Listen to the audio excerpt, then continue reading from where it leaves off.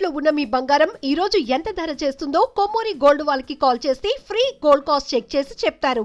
శ్రీమాత్రే నమః. ప్రస్తుతం మనం శ్రీ శ్రీ శ్రీ ఆనంద శివకామేశ్వరి సన్నిధానంలో ఉన్నామండి. ఇక్కడ శ్రావణ మాసం సందర్భంగా విశేష కార్యక్రమాలు, పూజలు అయితే జరుగుతున్నాయి. వీటికి సంబంధించి ఒక వీడియో కూడా నేను మీకు అందించాను, చూడండి. ఎంతమంది మహిళా భక్తులు ఇక్కడ పాల్గొన్నారు, అమ్మవారి సేవలో తరించారు. ప్రస్తుతం మనతో పాటు ఉన్నారు పీఠాధిపతులు శ్రీ శ్రీ శివకామేశ్వరి ఆనందమయ్య అమ్మ.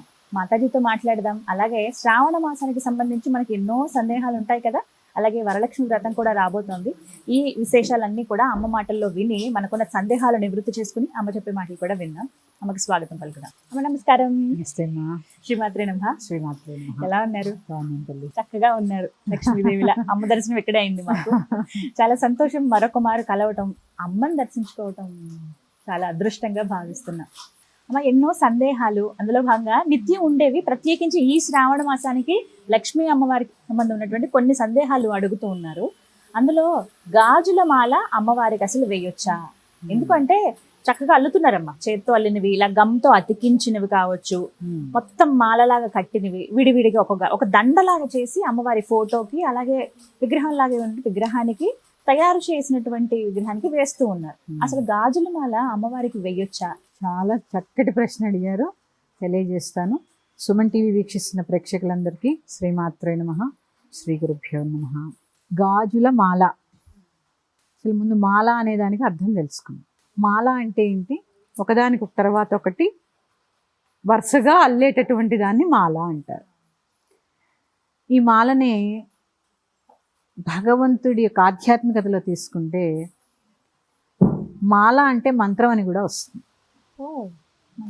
ఎందుకంటే సౌందర్యలహరిలో 3వ శ్లోకంలో అవిద్యానామంతస్తిమిరమిహిరద్వీపనగరి జడానాం చైతన్యస్తబక మకరంద శృతిచరి దరిద్రాణాం చింతా మణిగుణనికా జన్మ జలదౌ నిమగ్నానాందంస్త్ర మురరిపు వరాహస్య భవతి. గుణనిక అనే పదానికి కూడా మాల అని అర్థం. గుణనిక అంటే అర్థము మాల. అంటే అక్కడ చెప్పిన సందర్భం ఏంటి అంటే, 100 శ్లోకాలు నేర్చుకున్నవారు, రోజు చదవలేని వారు ఒక మాల ఇస్తున్నారు. అంటే ఈ శ్లోకాలు పఠిస్తే ఆ గుణనిక దాన్ని కౌంట్ చేస్తే ఏమేం చదవాలో ఆ 4 అక్షరాలు ఇచ్చిస్తారు మొత్తం. ఆ మాల కింద చదవండి అని చెప్పడం జరిగింది సౌందర్యలహరిలో. ఇలా ఆధ్యాత్మికతలో మాల అనే శబ్దాన్ని తీసుకుంటే మాలా మంత్రాలు, ఒక మాల జపం, ఇలా ఒక మాల అనే శబ్దము చాలా చాలా చాలా విశేషమైనది. ఇక ఇప్పుడు కొత్తగా వేస్తున్నటువంటి కొత్తగానేనమ్మా గాజుల మాల కానీ, ఇక రకరకాల మాలలు అనుకోండి. అసలు ఈ గాజులు ఎందులో ఉన్నాయో ముందు తెలుసుకుందాం. పంచమాంగళ్యాలు, మంగళసూత్రము, మెట్టెలు, గాజులు, పువ్వులు, పసుపు కుంకుమ, వీటిని పంచమాంగళ్యాలు అంటారు. ఈ పంచమాంగళ్యాల్లో భాగము గాజులు. మెట్టెలు దేనికి ధరిస్తాం? కాళ్ళకి ధరిస్తాం. గాజులు దేనికి ధరిస్తాం? పసుపు కుంకుమ దేనికి ధరిస్తాం? సౌభాగ్యానికి చిహ్నంగా ధరిస్తూ ఉంటాం. పువ్వులు తల్లో ధరిస్తాం. మరి చేతుకు ధరించేటటువంటి గాజులు దండేయడం ఏంటండి? కొత్తగా అనమాట, కొత్త విషయం. అంటే ధర్మంలో లేనివి గాజులు చేతికి వేసుకోవడానికి. ఎందుకంటే అమ్మవారికి 64 ఉపచారాలు ఉన్నాయి. ఆ ఉపచారాల్లో గాజులు వేయడం కూడా ఒక ఉపచారం. ఆ కంకణ ధారణ, మెడలో కంఠసూత్రం వేస్తారు, కానీ గాజుల మాల వేయాలని ఎక్కడా లేదు. ఇదంతా కూడా కొత్తగా వస్తున్నటువంటిది. మరి ఇప్పుడు చూస్తున్నాం కదమ్మా, చాలా వరకు ఇందాక చెప్పినట్టుగా ఇలా వేస్తూ ఉన్నారు. గృహస్థులు ఏవి చేయాలి, ఏవి చేయకూడదు, ఇందులో కొన్ని ఉదాహరణలు నేను చెప్తాను. కుష్మాండ దీపాలు ఇంట్లో పెట్టకూడదు, పెట్టేస్తున్నారు. నిమ్మకాయ ధూపాలు ఇంట్లో పెట్టకూడదు, గుళ్ళోనే పెట్టాలి, లేదా ఏదైనా ఆశ్రమాల్లోనో పీఠాల్లోనో ఆ దేవత ఎదురుగుండా పెట్టాలి. అంటే గృహస్థి ఏది చేయాలో అదే చేయాలి. ఇలాంటి గాజుల మాలలు, ఈ రకరకాల మాలలన్నీ దేవాలయాల్లో కొన్ని సందర్భాల్లో అలంకరణలో భాగంగా వేశారు. వేయలేదని నేను పూర్తిగా చెప్పను. చిట్టి గాజుల మాలని, ఒక గాజుల మాల వేసి గాజులతో అమ్మవారికి అలంకరిస్తారు. అది ఎప్పుడు 1,00,000 గాజుల పూజ. ప్రత్యేకంగా లలితా సహస్రనామానికి దసరాల్లో మనం కూడా చేస్తాం, ఒక్కొక్క నామానికి ఒక్కొక్క గాజు సమర్పిస్తూ ఉంటాం. ఇది ఆ సందర్భాన్ని బట్టి చేసేది తప్ప గృహస్థు ప్రత్యేకించి గాజుల మాలలు ఇవన్నీ తయారు చేసి వేయవలసిన పని లేదు. ఎందుకంటే అమ్మవారు చాలా లావణ్యం, ఆవిడ పేరేంటి లలిత, చాలా సున్నితం, లావణ్యం. పువ్వులు వేస్తేనే ఎక్కడ కందిపోతుందో అని భావిస్తూ ఉంటాం. ఆ భావించే ఆడి గాజు ముక్కలు మెళ్ళో గుచ్చి వేస్తే ఎట్లా, ఒక్కసారి ఊహించుకోండి. అపచారమే కదా అది, అపచారం కదా. అందుకని ఏది చేయొచ్చు ఏది చేయకూడదు ఇది ఒకసారి తెలుసుకుని ముందుకు వెళ్ళడం మంచిది.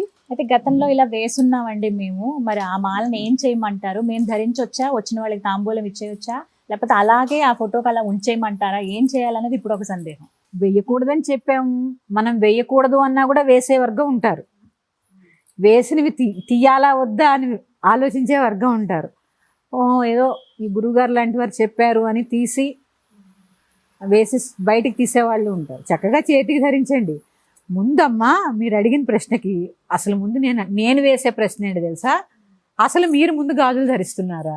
చేతికి గాజులు మానేసి ఎవరి చేతిని చూసినా మట్టి గాజులు ఉండవు, చేతికి మానేసి మాలలు కడుతున్నారు. ముందు మనం వేసుకోవాలి కాదు. పంచమాంగల్యాలు సౌభాగ్యానికి చిహ్నం. ప్రతి సువాసిని ధరించవలసిన వాటిల్లో ముఖ్యమైనది గాజులు, పువ్వులు, పసుపు, కుంకుమ, కాలిమెట్టెలు, మాంగల్యం కదా. ఇవి మీరు ధరించి ఒకసారి అమ్మకి వేయాలో అప్పుడు అర్థమవుతుంది. మనం ధరిస్తే అవి ఆవిడికి ఎక్కడ ధరింపజేయాలో మనకు అర్థమవుతుంది. అందుకని గాజులు చేతికే వేసుకోండి. మాలలు చాలా గుచ్చచ్చు, గులాబీ మాల వేయచ్చు, మల్లెమాల వేయచ్చు, దాన్ని ఏమంటారు కమలమాల వేయచ్చు, ఇలా రకరకాల మాలలు, పారిజాత మాల వేయచ్చు. చిన్న సందేహం, చిట్టి గాజులని ఇందాక మీరు మాటల్లో అన్నారు.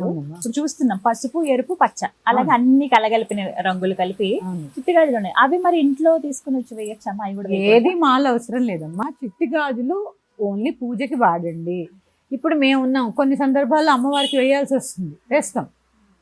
అది ఏది వేస్తాం, ఎందుకు వేస్తాం, సందర్భానుసారంగా చేస్తాం. అంతేగాని ప్రతిసారి మాల గుచ్చి వేయవలసిన పని లేదు. ఇంకొక సందేహం మీరు కాపాడిన అంటే అడుగుతాను. కాయిన్స్ తోటి మాల వేస్తున్నారమ్మా, ఇది ఇంకొక రకం చూశాను. రూపాయి కాయిన్లు అన్ని చేర్చుకుని, లేకపోతే 5 రూపాయలవి, లేకపోతే 2 రూపాయల కాయిన్స్ అని తెచ్చి చక్కగా వరుస ఒక హారం లాగా తయారు చేసి వేస్తున్నారు. అవి వేయచ్చా? వేయకూడదు. ఏది వేయాలో అదే వేయండి. ధనం ఎందుకుందమ్మా? ఖర్చు పెట్టుకోవడానికి, దాచుకోవడానికి ఉంది, కానీ మాల వేయడానికి లేదు. అంటే మనకి ఏది తోస్తే అది చేసేస్తూ ఉంటాం. దీనికి ఏంటి తెలుసా అమ్మ, గురు పరంపర లేకపోవడమే దీనికి కారణం. ప్రతి ఇంటికి పూర్వం గురువు ఉండేవారు.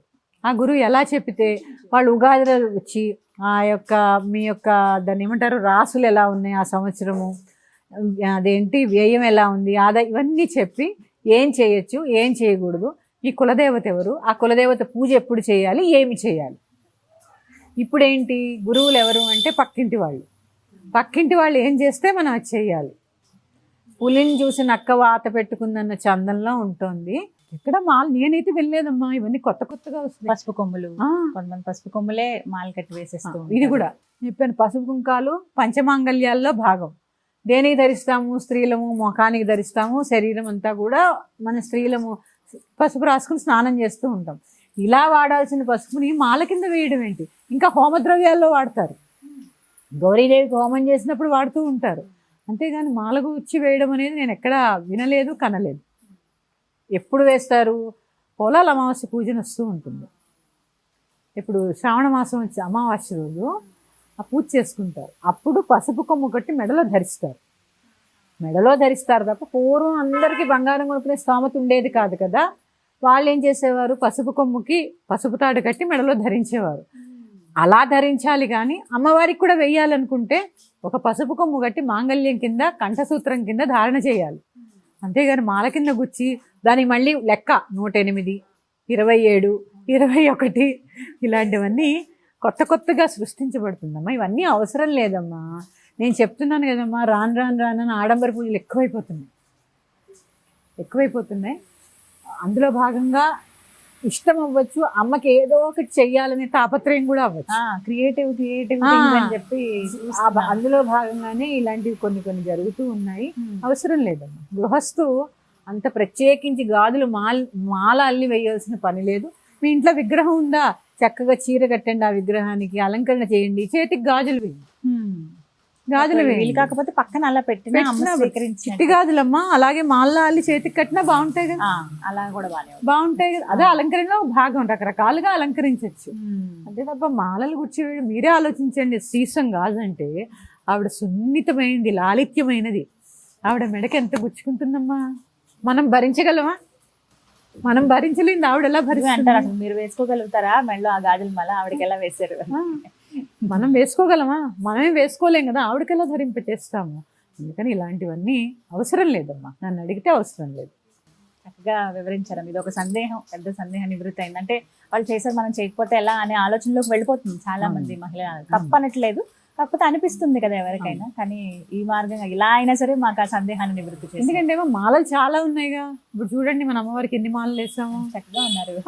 అలాంటివన్నీ ఉన్నాయి. పువ్వులతో, ఎందుకంటే పువ్వులు కూడా ఎందుకు వేస్తామమ్మా, ఆ పువ్వులు ఎంత మెత్తగా సున్నితంగా ఉంటాయి. అవి ఆవిడకి ఏమీ బాధించవు. బరువే మోయలేకపోతే ఒక్కొక్కసారి పక్కన వేసిస్తూ ఉంటాం. మేము బరువు కూడా ఎక్కువ వేయం. మకర తోరణానికో దేన్నో ఆసరా చేసుకుని వేస్తూ ఉంటాం. ఎందుకంటే ఆవిడ మెడ అంత సున్నితమైనది. అందుకని అవసరం లేదమ్మా, ఇలాంటివన్నీ అవసరం లేదు. శ్రీమాత్రే నమః. నమస్తే స్వస్తి. అమ్మా.